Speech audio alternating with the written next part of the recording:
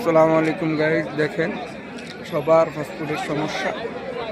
হাজার হাজার লোক এখানে ভিড় করতে আছে। সব লোকের পাসপোর্টের সমস্যা, তারিখ নাই, নামে ভুল, বাপমার নাম মিল নেই। এই কারণে সবাই এসে এখানে ভিড়ভাট্টা করতে আছে। প্রচুর ভিড়, এখন সকাল 5টা বাজে। দেখেন হাজার হাজার মানুষ, একটু পরে আরও বেশি হইব। এখন দেখেন আপনারা সবার পাসপোর্টের সমস্যা।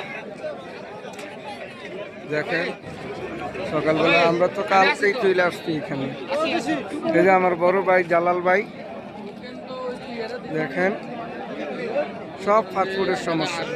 অনেকে আকামা লাগাইতে পারে না, দেশে ছুটিতে যাইতে পারে না, চাইলে ট্রিটমেন্ট করার জন্য বাংলাদেশে যাইতে পারে না।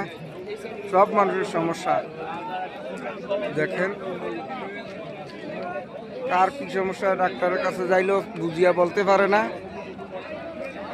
দেশে যাই যে ট্রিটমেন্ট করাইব ওই সুযোগও নাই, আকামা নাই, পাসপোর্টের মেদ নাই।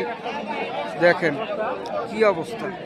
এখন তো কমই, এই তো সকাল 9টার তনে জমা নিব, 5টা বাজি মানুষের এই ভিড়ভাট্টা। সবাই রাত্রে চলে আসছে এখানে। 2 দিন আগের তনে মানুষ এই জায়গায় অবস্থান করছে পাসপোর্ট অফিসের সামনে। বাংলাদেশ কনসিলিয়ার টিম আসতে গত মাসের 15 তারিখে আসার কথা ছিল, আসে নাই।